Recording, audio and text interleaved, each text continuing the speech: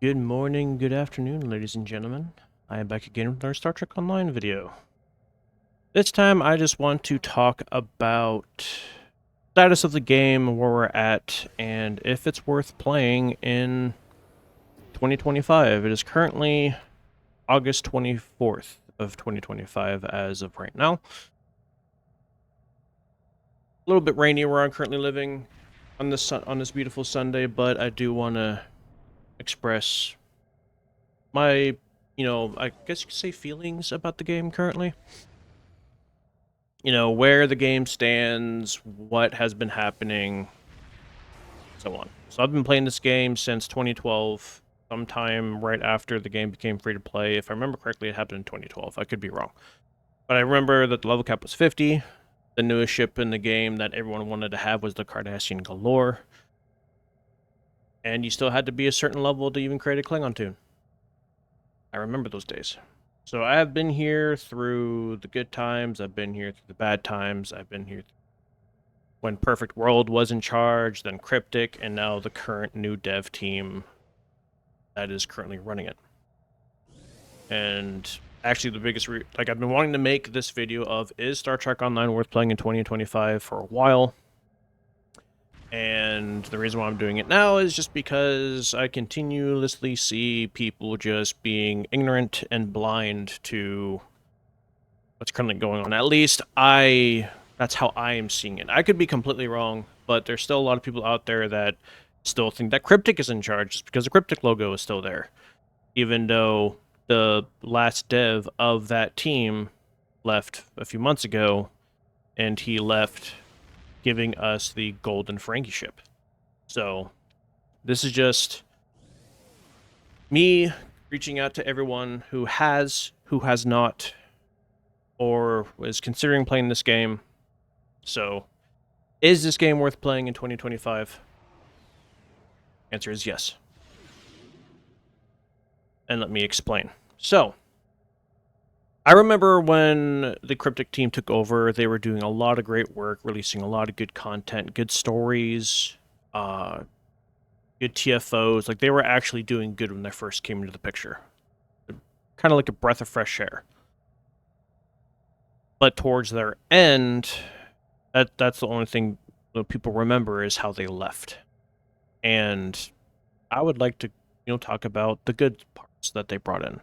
They did brought in a lot of good things. They brought in a lot of good, builds that could, come into play. A lot of good ships, a lot of good stuff. But I do have to agree that towards the end, yes, they did, hurt the game a lot. The quality of the game towards the end of their reign was pretty poor. They, they didn't really do a lot of good content. The quality of the ships were going down. The quality of the content was going down. Instead of releasing like missions, they were patrols towards the end, and you can tell that they just, at least from the player side of things, it felt like that they just did not care. I remember right before when the new dev team came into play, the quality of the server in terms of playing wise was pretty bad. It was lagging constantly when it comes to even being in this like Sol system instance. Like, you could only have 15 player max per instance, and like the game was borderline unplayable due to just stutter, lag, connection, constant, server error. But that was towards the end of the reign. And now a lot of people felt betrayed. A lot of people felt like that the dev team just stopped caring, which it did feel that way. But again, like I said before, they did a lot of great work, released a lot of good stories. I remember back when I did live stream this game on a regular basis, I was live streaming one of the new missions that they released, and one of the dev team members actually came into my stream and said, "So how are you liking this new episode?" And I was completely honest with them. I said that I loved it because I did. The story mission itself was super fun. It was a great thing to see. The graphics, I mean, it's still Star Trek Online graphics, but like in terms of like what they did with this mission, like it was very visually pleasing. It was really, really good visually. And so, yeah, I told him, like, this episode is great. I love the way that it looks. And I remember the mission involved you going into the mycelial, like, world, I guess you could say in quotations. So this was years ago. But when it comes to this new dev team, the moment that they took over, they immediately started working on the server itself in terms of its functionality, its ability to handle more,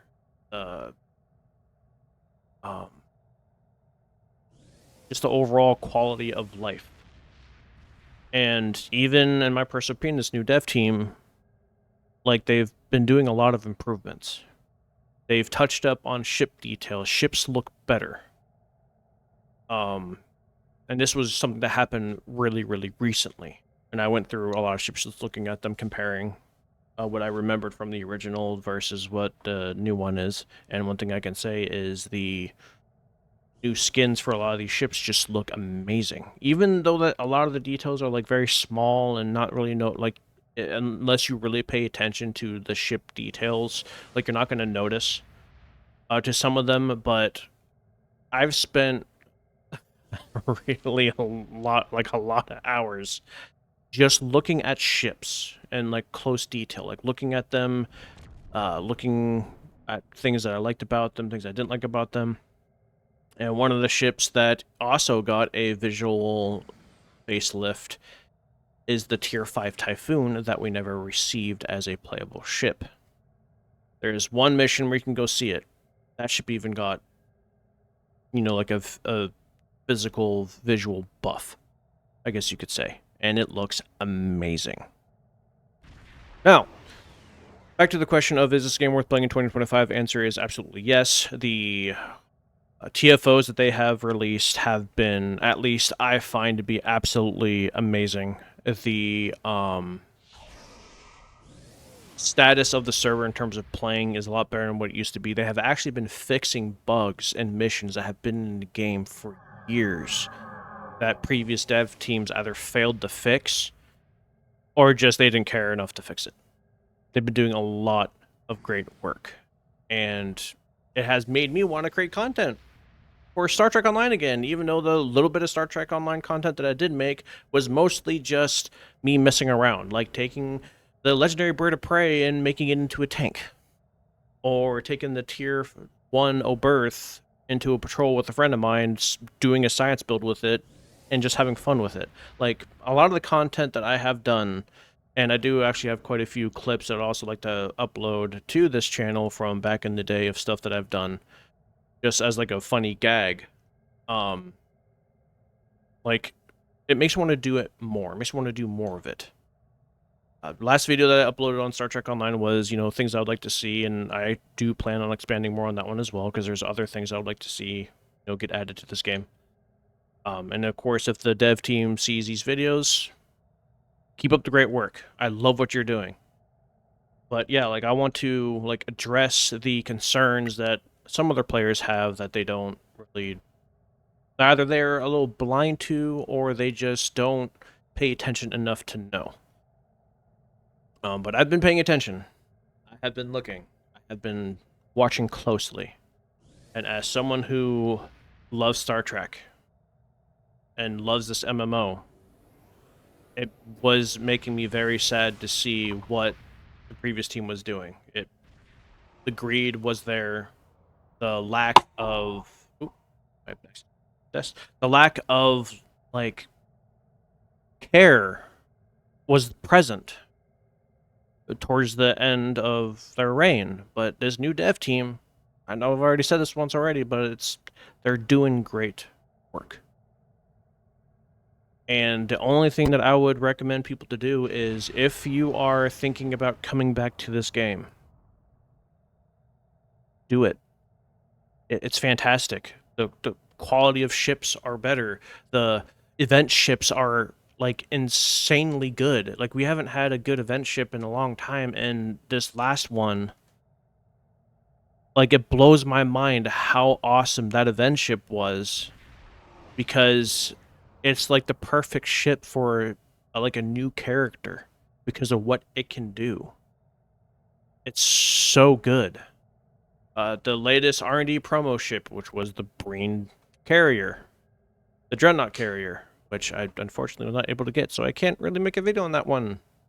But even that, like that, the detail on that ship is insane. And you can tell that this new dev team is actually caring about its player base. They're listening to what we say. I have multiple people that I play with this game with, and they sit there and said that they went to the official Discord and was like, "Yo, this is broken," and then they patched the thing that was broken. No, yes, of course, the Star Trek code is still spaghetti. I mean, there's nothing you can really do about that. The coding is awful. You can't fix the base code. The only way to fix the base code is to literally build a new one. And who knows? Maybe they're doing that. We don't know. Because they're not going to tell us everything. They want to keep things a surprise for us. If they do, create a whole fresh side of Star Trek with a brand new code and everything, that would be insane. But, I can understand why that they would either, one, be hesitant to do so, or two, if they do it, why they're waiting or delaying or what have you.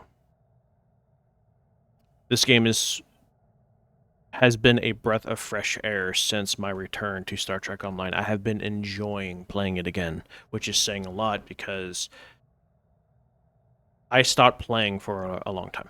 I missed out on events, I missed out on content, I missed out on stuff. Even when this new dev team took over, I still was hesitant to play just because I wasn't sure what this dev team was capable of. I wasn't sure what they were going to be doing.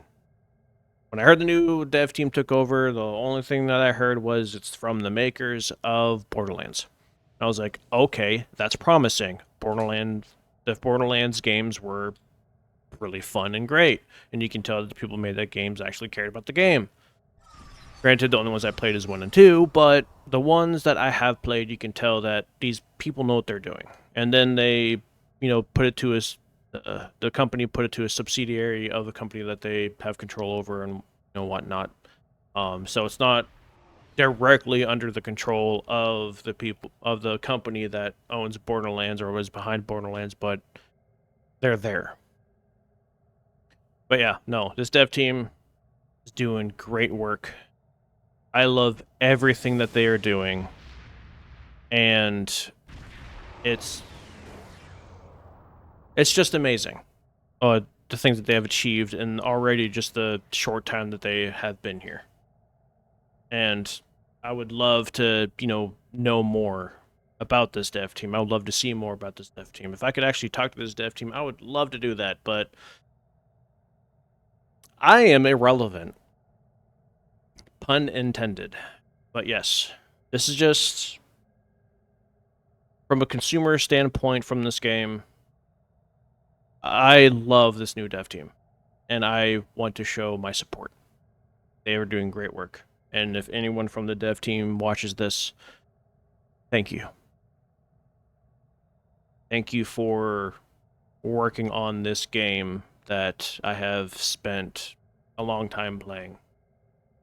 Thousands of hours, literally, in this game. Thank you. And I look forward to, seeing more of this content that you guys make, seeing more of the stuff that you do. Again, thank you. And for those who are currently watching, I know I'm just sitting here looking at the Nektev. It's one of my all-time favorite Klingon ships, and I am hoping to see a legendary variant of it. But yeah, again, thank you for listening to my rant, and I will see you guys next time. Comment down below what you think, whether you agree or disagree with what I'm saying. Everyone has their own opinions, and my opinion is this dev team's great, and they're fixing a lot of things that have been broken, and they're making this game fantastic again. Again, comment what you think down below. Like this video, dislike this video. It's completely free. Subscribe if you want. That's also completely free. Just so then, you know, more content that I dish out when it comes to Star Trek Online.